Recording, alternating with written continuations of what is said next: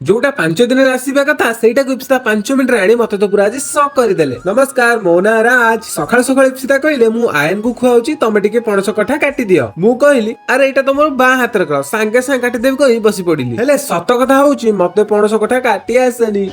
सब थर परी आज भी बहादुर मारी कहि देइछि। जहा हो यूट्यूब रु केमिति कार्टून देखी सेमती भलो की काटी देली। तापर इप्सिता अधा तरकारी पई सिझेले आउ अधा पकोड़ा पई रेडी कले। हेले देखिया बेला को छाणीबा पई तेल ही नाही, तेल सरी जाइछि।